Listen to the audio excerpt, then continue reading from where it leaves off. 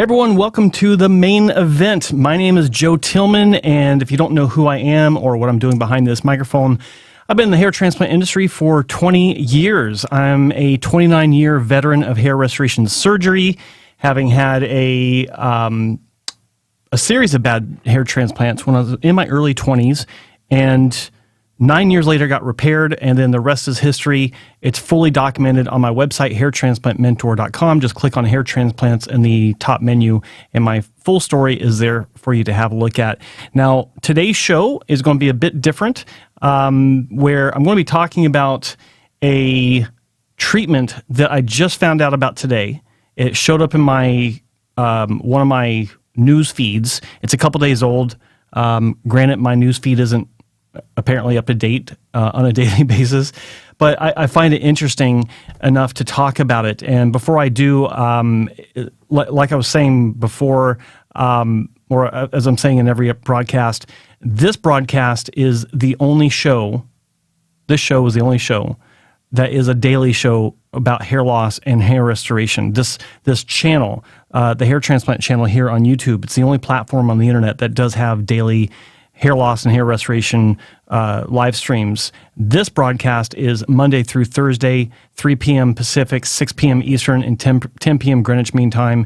Every Friday is Spencer Coburn's The Bald Truth with me, Joe Tillman, also on this channel at the same time. So just want to give that a plug. If you haven't subscribed to the channel, please do, because I could use the support. And if you want to see these episodes and get reminded of when they're coming on, in case you forget, be sure to ring the bell for all notifications. And, of course, like this episode if you think it's pretty cool. You found a hair loss show. I really appreciate that support. And on Instagram, you can find me at Joe Tillman Official. That is my account where I actually forgot to post about this today, but you can usually see updates and little things I share from other people in the industry on a daily basis. So back to today's broadcast. You can call in. It is a call-in show. Number is 1-833-563-4247. Again, it's 833-563-4247. It is toll-free in North America. If you're calling from outside of North America, you can use Skype or any other phone app that allows you to dial internationally. So before I get into today's topic, I do have a question here from Broderbond60. Mr. Tillman, would you know where I could purchase a Hamilton Norwood chart for a friend's barbershop? That's a great question. I do not. I suspect that you can find a high-resolution image online and just download it and print it and put it in a frame. And there you go. Let's see. It's always day one. That's his name. It's always day one. I like that. Hey, Joe, would love to know any good hair transplant surgeon in the Netherlands. What do you think of Dr. Munib Ahmad? Is it worth considering him for frontal region reconstruction? Great question. I know several clinics in the Netherlands. I actually talked to Dr. Ahmad behind the scenes. I think everything I've seen on the surface looks great. I think that he's probably the best option in the Netherlands based on what I've seen. I know nothing really about, I've asked him a few questions in our discussions and our chats, but I don't know really how he does things, so I can't say I recommend him. But based on the results, he looks really good. And he's doing a good job of documenting his results. I appreciate his efforts on that. So, Chris, yes, you can call in. Give it a little bit of time. Let me get to today's subject before we start talking about that. Hollow Inside 19. Hey, Joe, is there any medication that actually makes hair grow faster? I cut my hair not too long ago, and now I'm struggling to grow it as long as it was before. Great question. I talked about it yesterday. I'm a big believer in MSM. That's Mary, Sam, Mary, MSM. It's short for, I'm sure Milk Drinker will put the actual name on there. It's a very long name, but it's a natural mineral that's found in our bodies without supplements, and I'm a believer in it. I'm taking it right now. I'm taking 3,000 micrograms a day, and it's something that you can find in any grocery store, any health food store. If your grocery store has a supplement section, vitamin section, you can usually find this. A lot of times it'll be paired up with glucosamine. I've not tried it like that. I don't want to take in anything else when I'm just trying to get pure MSM. So do what you want. Glucosamine is also a good supplement, but I want MSM for my hair, but also for joint growth, and my nails grow much faster. Skin health is improved through that. Do some research on that. Look it up and learn more about MSM. I think it's a great supplement. So yeah, I want to talk about this, and I was chatting with Amin from hairlosscure2020.com, another supporter of the Hair Transplant channel here on YouTube.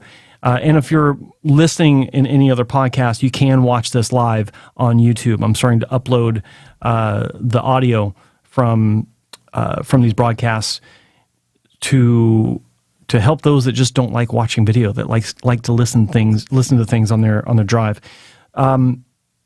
So today's subject does have to do with thyromimetics, and thyromimetics refers to thyroid treatment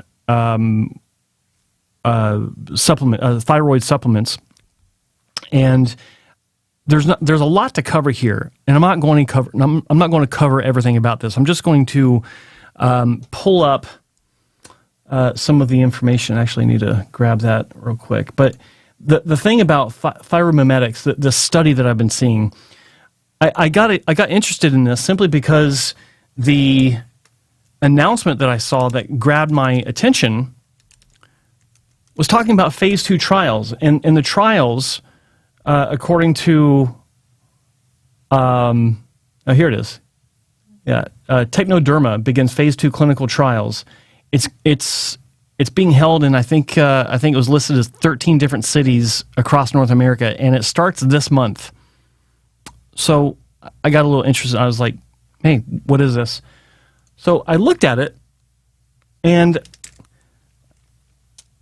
I was disappointed in what I found. Now, I'm not a specialist to the point where I can read these research papers and understand everything that's being talked about, because there's a lot of abbreviations that are used. It's like, shit, I got to look this up.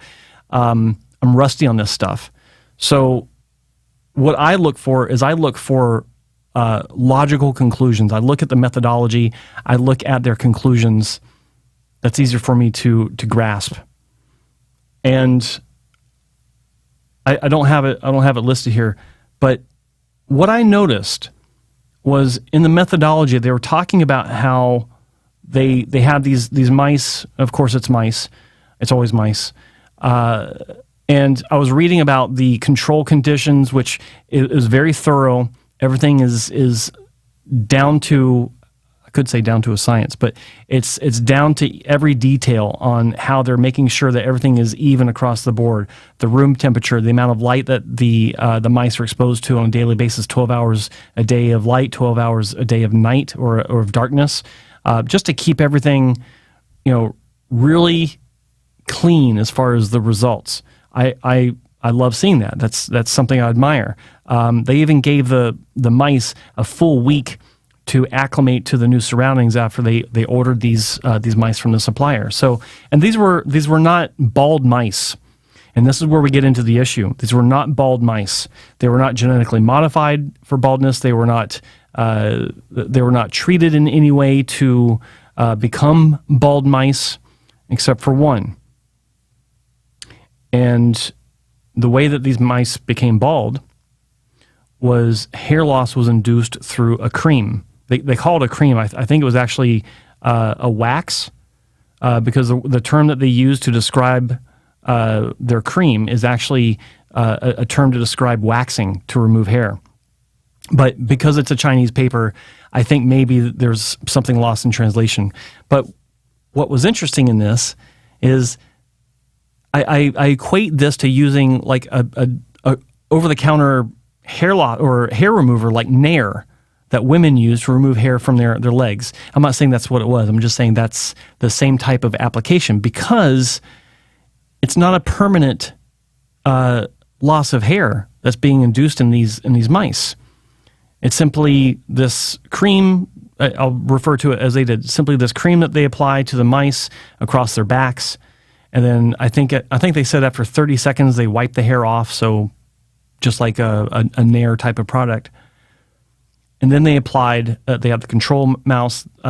They had they had 3 different sets. Control, I forgot what the third one was, but then the vehicle that they're trying to test, the Technoderma product. And they measured hair growth at various intervals going up to, I think, 3 weeks. They all regrew their hair. And the only difference was, and they have their slides with the cross-sectional images of hair-bearing tissue and things like this. That's fine. But their ultimate conclusion was that the hair with the treated mouse grew back faster. That was it. There was no mention, and I could be wrong, but I didn't see any mention of neogenesis, new hair growth. Nothing.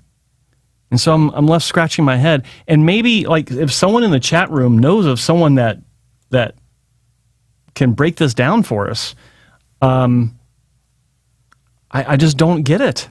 Why is this being why is there a trial for this treatment as a potential new hair loss option?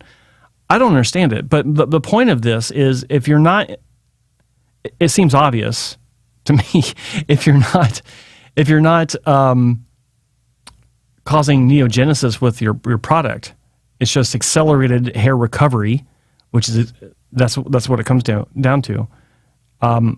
What's the point? That's it. I hate to bring this up as I didn't want it to be clickbaity. I didn't want it to be clickbait, but it was a legit question. Is this a new hair loss treatment? Not a cure. I don't think I put cure. Did I put cure? Anyway, is this a new treatment? And I don't see how it would be if they're not even talking about anything other than accelerated recovery from induced hair loss. And I mean induced, like clinically induced hair loss with this cream. I don't know. It's really disappointing to see, like, when I dig into this, when I see in the methodology and the conclusion, nothing that validates moving forward the way that they're talking about it. What are these phase 2 trials for? Maybe Amin from Hair Loss Cure 2020 can chime in. We texted earlier. I asked him, see what I can share. I asked him what he thought of this, and he agreed it seemed odd just to do a trial about faster growth. So yeah. Anyway, I wanted to share that because I thought it was interesting and disappointing at the same time. And you know, how this applies to other studies that are going on that people are talking about. I'm not saying it does, but I am saying that when you see these announcements about new studies in phase 2 trials or phase 3 trials or what have you, look at it yourself. Use your own deductive reasoning abilities to determine if this actually makes sense or not. Again, maybe I missed something. And if any of you have read it and I did miss something, please let me know. Like, I have no shame in this. Or I have no pride in this. Yeah, I said that wrong. I have no pride when it comes to this stuff. I'm not an expert when it comes to this side of things. I just use deductive reasoning. I try to use logic and point out and notice things that either make sense or don't make sense based on what I do know about how these things work. So anyway, what do you guys think? Give me some comments. Call me. Tell me what you think. Number is 1-833-563-4247. That is toll free. 833-563-4247. I'd love to get your opinion on this. If you've looked at it, or at least your opinion on my thoughts. Like, is it beneficial to you as a consumer, as a hair loss sufferer, to be able to grow what hair you have faster? I'm taking MSM for that, and it works. Like my hair literally grows twice as fast as it used to. My nails, I have to clip them easily once a week, where in the past it was maybe once every week and a half to 2 weeks.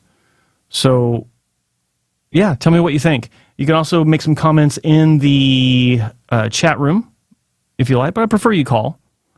Yesterday was a great show for calls, so I do appreciate all the support and the calls that you had. We had some really good calls too. One of the callers will be calling back, so we can continue his or our discussion about his issue, which is pretty bad.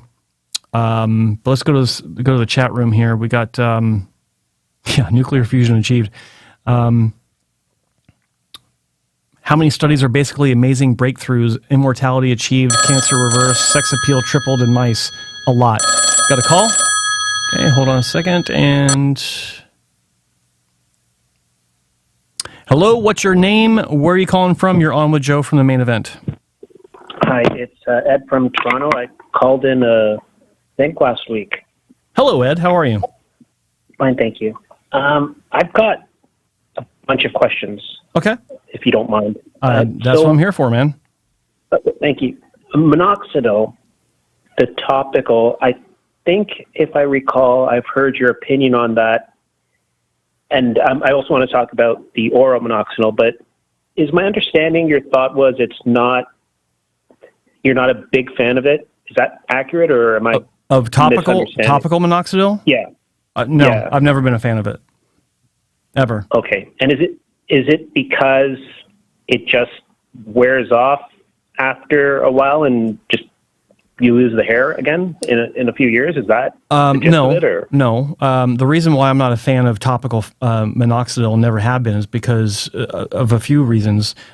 First and foremost, the inconvenience of having to apply it twice a day if you're going to follow the original instructions twice a day. It's not something that I have ever, like, I tried it a long time ago. I never liked it simply because if you have thin hair already, it's not the most beneficial product to put in your hair if you're trying to style your hair for the purpose of making it look as full as possible. Right. And the third reason, it's just not that effective in my experience. Like, I know there are people out there that have had really good results with it. God bless them. But in my experience, the positive, noteworthy turnarounds are few and far in between and woefully inadequate compared to the results I've seen with finasteride in the same time period over the past 20 years. So, just not worth the effort. Some people it is, but in my view, it's not worth the effort. Okay, so then I'll ask. So I had taken finasteride now for 2 years. So I'm in the game in terms of medication. What's your thoughts in terms of comparing it then? If I take oral minoxidil, do you have that same kind of opinion, or is it a different story? No, it's a different story. Because it's going systemic, you've got more of an effect. I've seen more impressive turnarounds with oral minoxidil in the past 5 years than I have with topical in the past 20. Okay. Yeah. And it's been a process for the industry to kind of work out the dosages that has become, I won't say the standard, but the more common dosage that's being prescribed by doctors. It's usually 2.5 milligrams, where it's a 5 milligram tablet that's cut in two. There are some clinics that are prescribing 5 milligrams, but this is something that I'm not 100% on how I feel about. I think 2.5 is better to start out with, but that's because of the potential side effects, because it is a blood pressure medication by origin. I think it's best to start off with that. But I also think that if you're over 40 or in that range and higher, it makes a lot of sense to really, really talk to your GP, or if you have a cardiologist, to talk to your cardiologist about this medication because of the fact that it does potentially affect heart rate, your blood pressure, all these things that was originally designed to do. So, low dosage, 2.5, that seems to be safe for a lot of people, for everyone just about. But it's just me. That's a personal thing. It's like iffy on that. I want to talk to some people about it. But yeah, it's definitely more effective than topical. I don't think there's any question about that. Okay, thanks. I'm going to read up on that, and I might call you again later on that. You mentioned, so I'm going to look into MSM. You mentioned hair dye. Just out of curiosity, the hair dye, you mentioned that could give a fuller. Oh yeah. Make your hair. But is it I'm just thinking, I've never used it before, but when your hair starts, does it make your hair a lot heavier though? And to limp? A point where, limp. Yeah. Well, that's a good question. I think it depends on how much hair you're dealing with to begin with. You're dealing with to start with, I guess I should say. And this is my experience, and that was how it was explained to me because I was talking to my stylist at the time. She's like, "Well, you do know that your hair shafts are absorbing the dye. That's how it works, and in turn, it's making the hair shaft become bigger." I'm not sure. Wait, did she explain it to me? I'm not sure who explained it to me, but it makes sense, and that's actually how it works. So, in my experience, my hair didn't seem flatter or heavier, as you're putting it. My hair seemed fuller. Yeah. It seemed, it was easier to make it big. I mean, you got hairspray for that too, but yeah, I mean, it was an obvious improvement of, I don't like throwing out percentages, but I'll say, if I were to guess in this case, probably a 10% improvement in the appearance of fullness. Okay. Yeah. Yeah. Okay. Thank you. Mm-hmm. And not all dyes are made the same. Not all dyes are the same either. I'm talking about the hair salon type of dye where you go in and they got foil in your hair, like the ladies. When you see ladies in it, like that's what they did on me, and that's actual proper hair dye. I'm not talking about just for men. Oh, okay. Yeah. Okay, that's good to know. Yeah. Yeah. Okay, that is good to know. And the MSM. Hair grows faster. Did you also mention it could increase thickness, or it may, or? I've not talked about that. Maybe it could.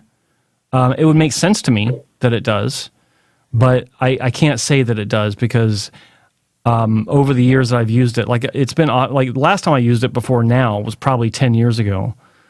I think I used it for a short period, maybe a few years ago. But I'm lazy with pills. Like I forget, and then when I forget, I'll remember a couple days later, and then I'll forget again. And it's like, why bother doing it? Once a week if I keep forgetting it, and then I fall off. But for the first few years that I was using it, I was using it pretty religiously. That was during the peak of my. I was talking about this yesterday when all my hair transplants. All the bigger ones had been completed. All the results had come in. I believe my antigen sync was still a higher percentage for all my transplanted hair. So, it's hard to say, but it definitely grows faster. It would, you would think that maybe it does make the hair shafts a bit thicker as well, but I can't say that that's the case. All I can say definitively is it does make your hair grow faster. So I think it's great for people that have had their head shaved for surgery, and they're looking for a way to recover from that aesthetically as much as possible because they don't like having their head shaved. MSM, start taking it, 6 months before you have surgery so that it's your system is saturated with it, and it will lead to a faster recovery of the buzz cut. So, thank you. One more question and a comment. Actually, let's see. Well, if you're using Dermatch, you'd want to wash it out ideally at the end of the day. Mm-hmm. Do you see any issues with daily shampooing? Or, I mean, I've heard one way or the other, but okay. No. Daily shampooing as far as what? Damaging your hair? Yeah, or stuff like that. Or the scalp, or doing... Yeah. No, I don't see. I mean, the only problems are what you might read in some articles about how you don't want to wash your hair daily, not because of hair loss, but because of the health of your hair depends, and your scalp depends on the natural oils that and that's fine. Like I've read reports from people saying, I didn't wash my hair for a month and now it's in the best shape it's ever been. It looks clean. It no longer, like, there's a transition period, right? And after about a month, they claim that their hair is much healthier. It doesn't look like it's greasy at all. It's like, okay, fine. I would never try that myself. I have zero interest in that. But what I'm about to talk about is something that I'm reminded of when it comes to hair washing frequency. And I'm reminded of patients, immediate post-op all the way up to, 5 years after surgery, or even if they've not had surgery, they don't want to wash their hair every day because they're afraid of more hair loss because of it. And that's not how hair loss works. If you're washing your hair and you've got hair on your fingers, it's because that hair is it's coming out anyway, whether you wash it or not. Like hair washing doesn't induce hair loss, more hair loss. It's just knocking out hairs that are, around the catagen phase, moving into telogen if they haven't already. It just makes that happen. Like, those hairs are coming out regardless. So daily washing versus once a week, it makes zero difference in that regard. If you have fine hair, it's probably better to wash your hair daily just because you don't want any of those oils weighing down the hair shafts. That's my problem. It's my problem too. Yeah. So, and I think, yes. And then in terms of that, maybe as one question, if for future shows, maybe if you could do some, how you mentioned how the hair can get stringy if it's longer, and there's a fine line between too long or too short to make your hair look. Yes, the sweet spot for length. Yes. Yeah, the sweet spot. If you can, or even if you do maybe some, I know you've done demonstrations in the past on Dermatch and stuff, but just get a person in there with a, big balding spot in the back of their head and do a demonstration. Because that stuff I see on Dermatch is either the 1 minute clip for marketing or just some guy kind of fooling around. But that, just to suggest maybe something like that would be nice in the future. If you could do something, I'm sorry, to do an episode or a video on what? Yeah, just like Dermatch, or how to apply it. That's more than just a 1 minute marketing clip. Oh, okay. Or someone just kind of playing around with it. Well, with a more realistic hair loss. I'm not an expert on applying those products because I don't use them. I don't use them. I did a video 6 years ago, I think. Yeah, I saw that. With my drone, where I'm testing the different and you can see how I'm applying it there.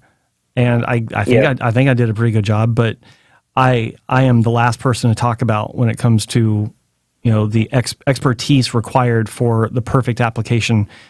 I have zero experience with that, so I wish I did. Okay. Maybe I'll team up with someone, and that's what I'm saying. If you team up with someone and just do a demonstration and give us the real scoop on what you think and stuff. Mm-hmm. Okay. Thank you, Joe. Yeah. No worries. Thanks for calling. Thanks for the questions. Okay. Bye. Yeah. Thank you. Bye. Bye-bye. Number is 833-563-4247. This is The Main Event with Joe Tillman. That was a great call. I appreciate those questions. They're kind of simple, but they're questions that everyone has, and not everyone, but a lot of people do. So it's nice to get those. Let's go to the chat room, see what we got for some questions. The phone calls trump the questions in the chat room. Everyone, okay, there you are. I hear your computer in the background, I believe. What's your name? Where are you calling from? Hi, Joe. Hello. It's Chris. Oh, hey, Chris. Chris from Poland. Yes. Hello. How are you? I'm fine. I've got some questions for you. Okay. Because yesterday I was a little bit stressed, so.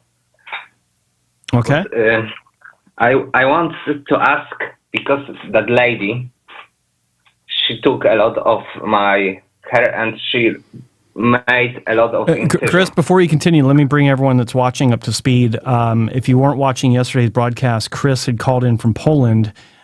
He went to a clinic in Turkey. I don't believe you mentioned the name of the clinic in Turkey. You don't have to if you don't want to, but I don't think that you did. And he's regretting it. I can tell you the name of that fake doctor, because it wasn't the clinic, it was in the hospital. The place was in the real, yes, in the hospital. Yeah, they're leasing out space in a hospital. Yeah, he had gone in for 1,800 grafts or something like that, and then they took out nearly double what was agreed upon. He had indicated to them where he wanted the hair placed, just in the temples. He had a high Norwood 3 recession in each temple. No hair loss to speak of that I could see anyway in the photos. They proceeded to place new hair throughout the top of his scalp into his crown. And at this point, 1 year later, his donor area has recovered some, but you still feel it's quite thin, if I remember correctly. And the growth in the temple region is unnatural looking, multi-hair grafts, bad angles, directions. Are you there still, Chris? Yes, I'm here. Okay. I've got big marks on my head, yes. And, and he's spoken with Christian Bazenga, and you spoke with some other doctor, I believe. I can't remember who. And with Dr. Mari Schambach and with Dr. Vincenzo Gambino. Oh, that's right, Marie Schambach down in Guatemala. Yeah. Okay. Yes. What was her assessment? You didn't. I don't think you told me that one. You just told me Dr. Gambino. She helped me a lot because she starts to talk with me like a psychologist, not like doctor, and she calmed me down, and she showed me a lot of repair cases, mm-hmm. and she told me that the same that she can punch out the grafts and put them one more time in donor area. Mm-hmm. And okay. she told that sometimes she even used hairs from the other part of body. Okay. I forgot that you had mentioned that in your email to me. I'm glad that I like Dr. Schambach. I think that she's I think she's very kind. Yeah, I think she's a caring doctor, and I like the fact that you told me she was dealing with more of you on the psychological side, calming you down. That's nice to hear. Okay, so got everyone up to speed. What's your question today?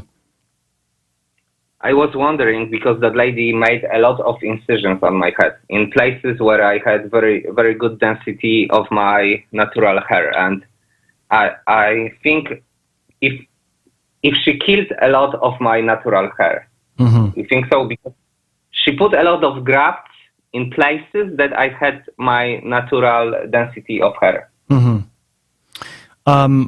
It's likely.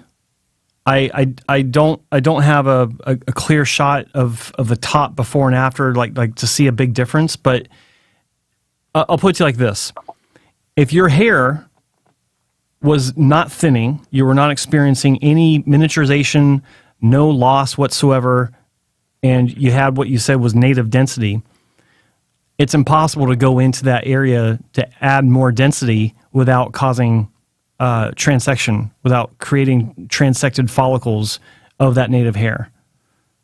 So there had to have been at least some transection from making those incisions to place the new grafts. Does that make sense? And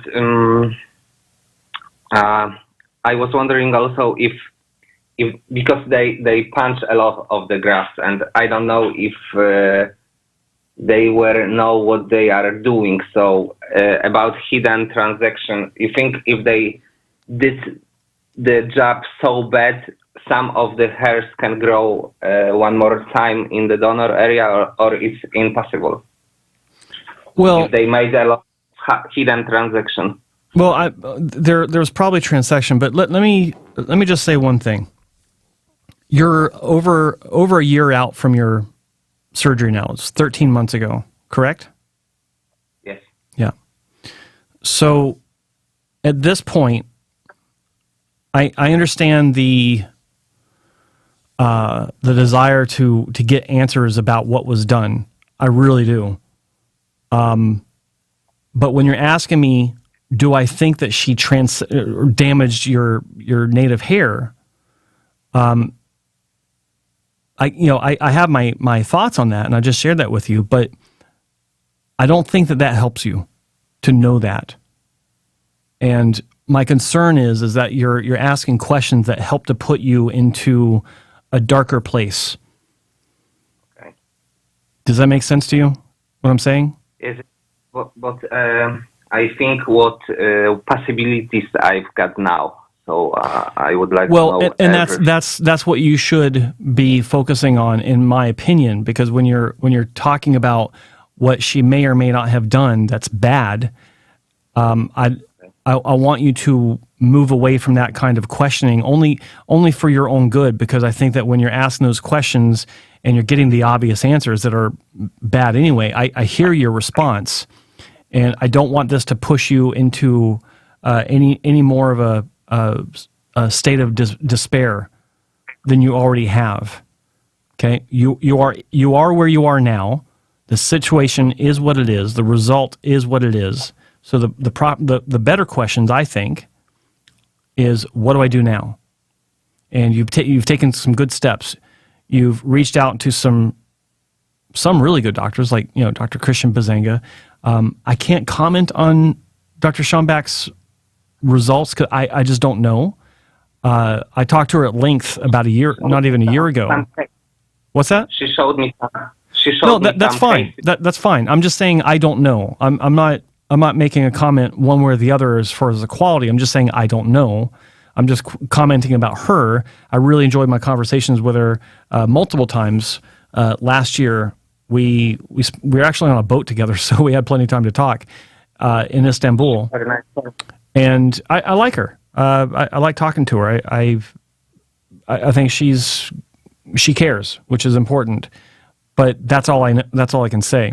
Dr. Gambino, Vincenzo Gambino from Milano, Italy. I've seen some of his work back in the day. I don't know what he's doing now, but he's obviously been around for a long time. Christian Bazanga, I got lots of respect for his work. I know it quite well.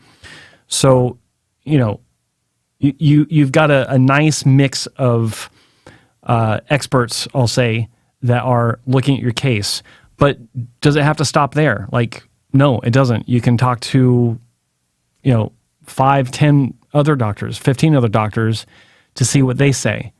And then take everything that you've been learning from these different doctors and make a decision based on what you've been learning about the surgery since you first had it. Because you told me yesterday you knew nothing about hair transplant surgery when you first had this done.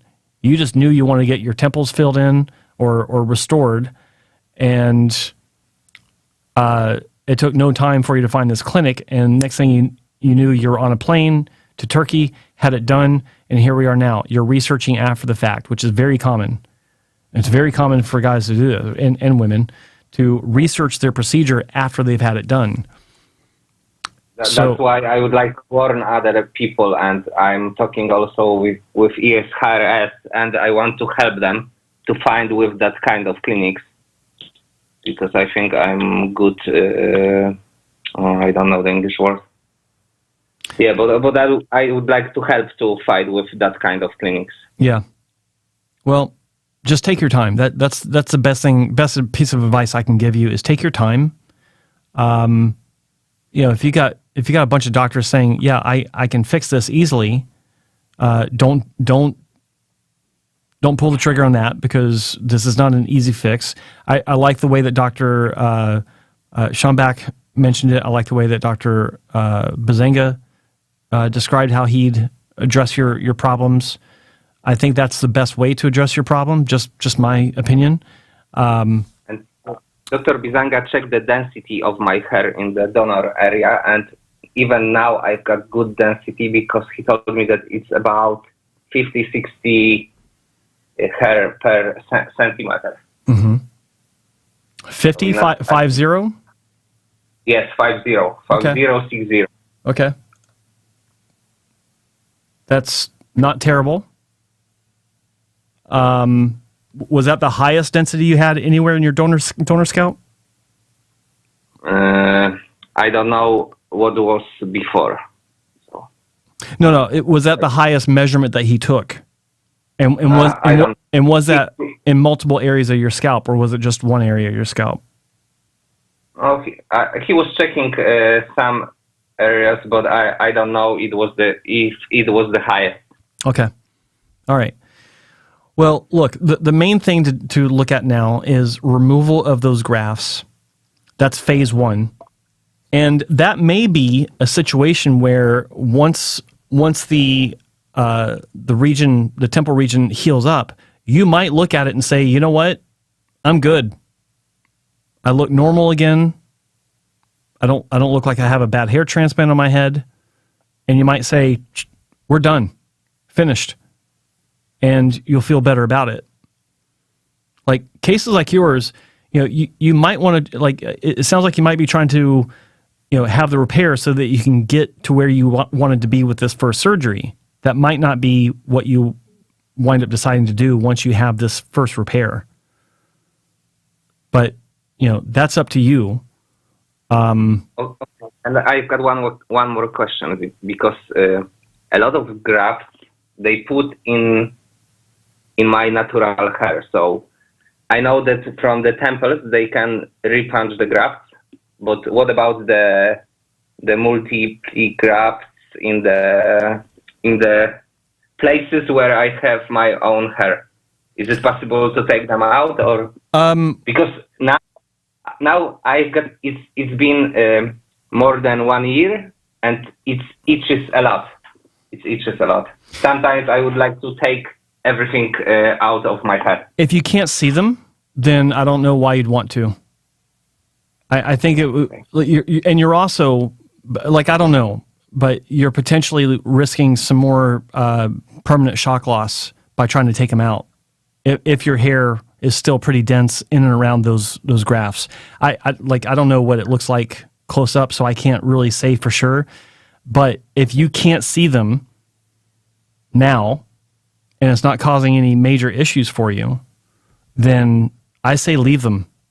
Cut your losses. Deal with what is visible, which is your temples. That's what people see when they look at you. That's what you see when you look in the mirror. And anything that's hidden inside of your existing hair, don't worry about it. There's no reason to. Just leave it alone. There's a saying, and there's a English expression, don't tempt fate, which means if you don't have to do it, don't, because it might not turn out so good. Make sense? Yes. Okay. That's why I shouldn't do that 1 year ago. Don't kick yourself over this. Okay. Let me say something very clearly here. You are not alone. You're not the only guy that has done this, where you just want to get a simple fix. You thought it was easy, and you went to some clinic. It doesn't have to be Turkey. It can be anywhere. This happens all over the world. It happens here in Canada. It happens in the States. It happens all over Europe. I just want to get a small fix. How difficult can it be? And when you've got doctors saying, oh, it's easy, then why should I expect problems? So you didn't make a mistake. The only mistake you may have made is you didn't stop to think this through. But a lot of people don't think it through. It's natural to do that because you're being bombarded by advertising that says it's easy. That, yeah, we can do it. So, and in my case, I really was thinking that it's some kind of local doctor. That's why the place is in hospital. Yeah. And that's why the price is not so expensive. This was explained to me very clearly by Dr. Ali Karadenis back in Istanbul back in 2015, or maybe it was 2016. I think it's 2015. I was there in Istanbul for the first time, and he was. We were driving down the highway. I think it was on the eastern side of Istanbul, and he was pointing out these different hospitals. There are hospitals everywhere in Istanbul, on the sides of the hills as you're driving down the highway. And he would point to different ones, and he would say, these are just general plastic surgery hospitals where they've got all these different doctors doing different procedures. And the way it works is, they just rent a room, basically, just an OR suite, and that's their clinic. And all the interaction with patients is done on WhatsApp online from someone's house or their car while they're a passenger in a taxi or something. Like it's all mobile. But the ones that are actual real hospitals, doctors or clinics, air quotes clinics, they'll actually rent out a closet that has been cleaned up, a literal closet or a storage room that's been swept and things taken out, and that's their OR. That's their surgical suite, and they're renting it by the day. And it may be in a different place the next week, their supposed clinic. It's rampant. And it's not just Turkey. It's a lot of other places. So, yeah, it's easy to be in that position, but I just can't reiterate enough. You're not alone. There are thousands of people just like you every week that are going through the exact same thing.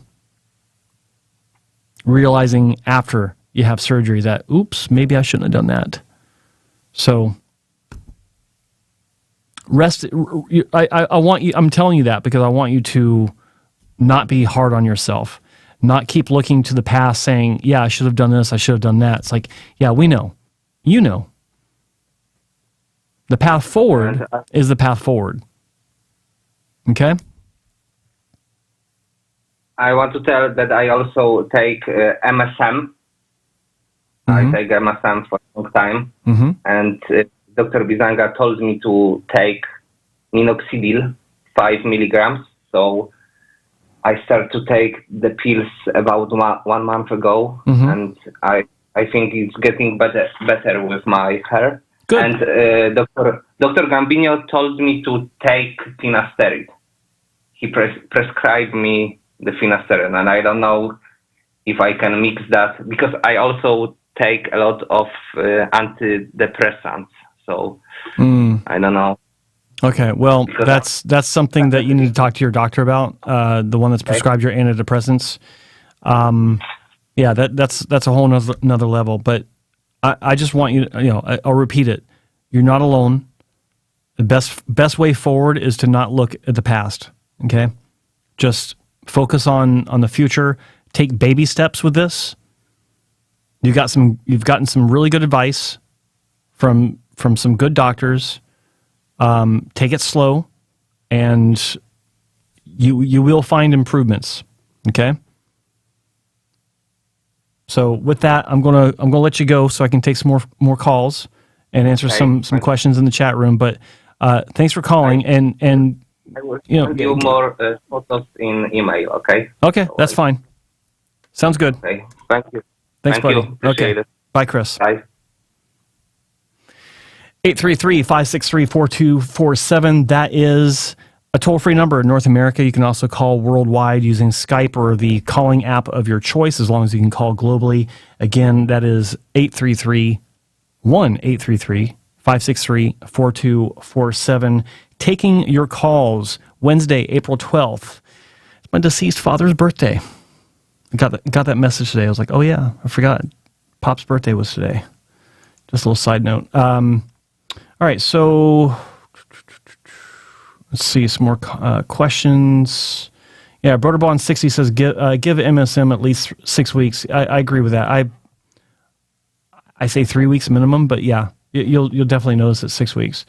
Let's see. Looking for questions. Menhaj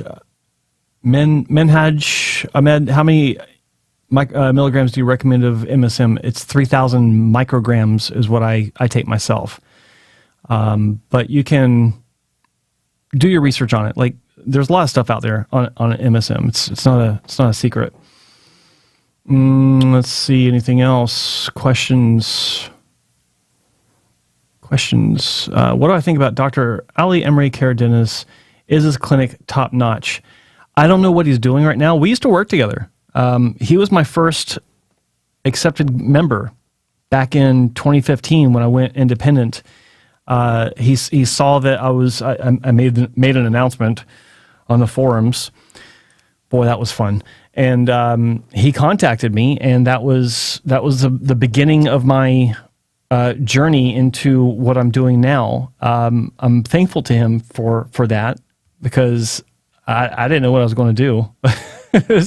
I didn't know how I was going to do this, but it worked out. I went up on a plane, went and visited his clinic, and at the time, it was fine. It was actually a nice little clinic. His own staff. He wasn't using a rotating staff of technicians. He wasn't. I was impressed with him. He was very focused on naturalness, and the funny thing about him is he's very passionate. I'm being nice about this. He's very passionate about his views, and he will argue about his points of view until he's blue in the face, even if he's wrong. And I like Dr. Karadeniz. I saw him on my last trip to Turkey. We had lunch together, but I just don't know. I saw his new clinic, but I think it was still in flux. I don't know how he's doing things. He's got some other doctors that he's working with. He's got some different packages. I don't know the details because I wasn't really asking too much about it. We're just talking about general stuff. Had a good visit with him, but yeah, I don't recommend not to go to him. That's fantastic in and of itself. Surgery, he'd had 2 surgeries actually. First with a clinic that I won't mention. Second was with a clinic I was working with, and he had a second surgery because the first one didn't seem to take very well. And turns out after the second one didn't take very well, the idea of a biopsy came up because it was unusual. And on close examination, I remember looking at his scalp, and it looked like the skin tissue looked waxy. It looked like it wasn't skin. It didn't quite look like scar tissue either. It was kind of weird, and it was down the center of the scalp. It wasn't like this wide band or anything. It was like little fingers going out into different directions, and in those areas where the skin looked waxy, there was no hair. And so, long story short, he had a biopsy and came back positive for LPP. And no one was talking about this back then. I think this was around 2006, maybe 2007. And I've seen other cases since then. I've seen scarring alopecia. I've seen various forms of that. I've seen actual scar tissue from hot oil burns. Those are horrible. Successfully transplanted. I've seen lots of different kinds of cases. So I know those are separate. They're not related. But I'm just saying. Let's see. Scalp inflammation. I have seen that, and I've seen those in cases where I mentioned one case not too long ago about a patient from Italy. He wasn't washing Dermatch out of his scalp, and there was a low grade chronic infection that was visible on inspection. I remember cases where Okay, I remember cases of patients that wear hair systems and they don't take them off enough to clean them like they should. Yeah, that's not. Whew. Yeah, that's not a good memory. I keep cutting out. Joe, you keep cutting out. Okay, I'm not sure why.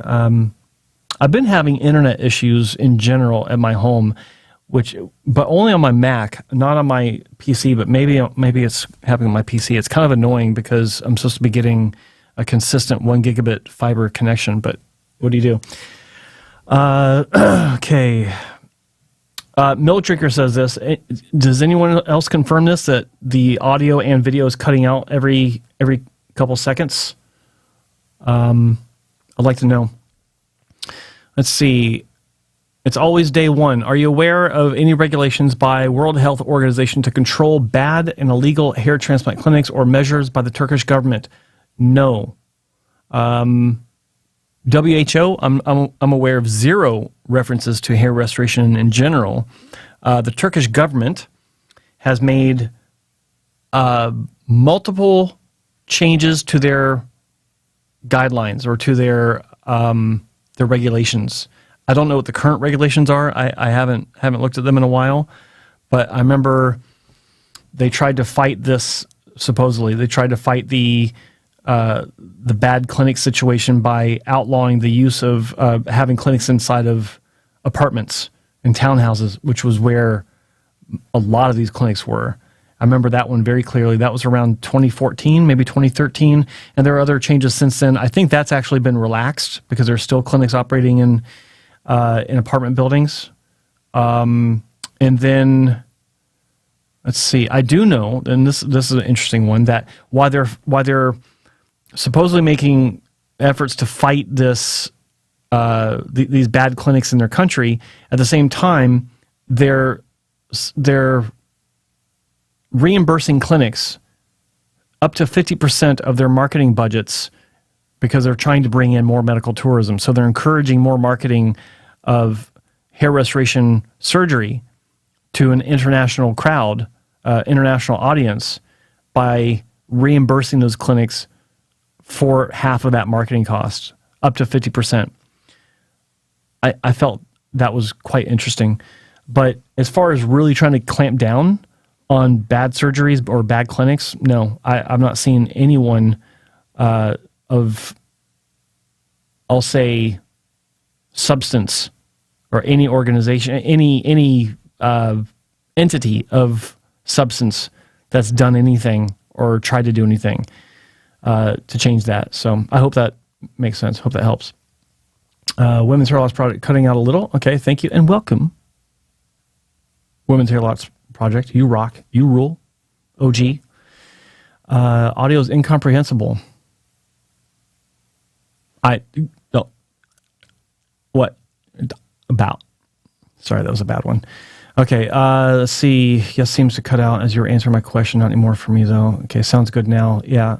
It sounds like it's a compression issue by YouTube. Anyway, back to some questions. Let's see. Hearing his name dropped in your last couple of shows gives me a boost, too.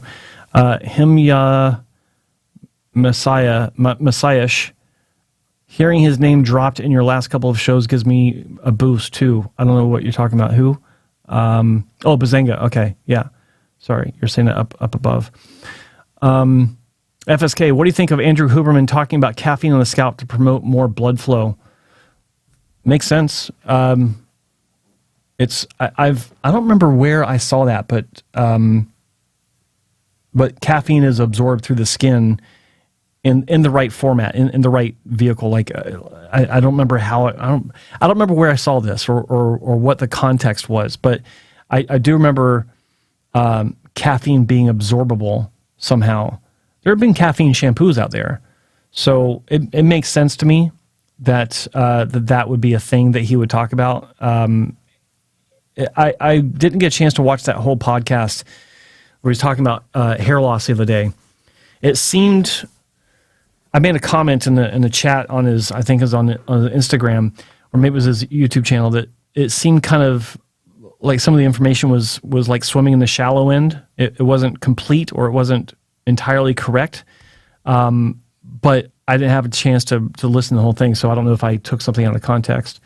Anyway, okay, thanks, Dave A. Sounds fine now. Yeah, I think it was a compression issue on YouTube's part, but we'll see. Okay, any other questions? This is a call-in show, people. Don't forget, I do have a toll-free number, 1-833-563-4247.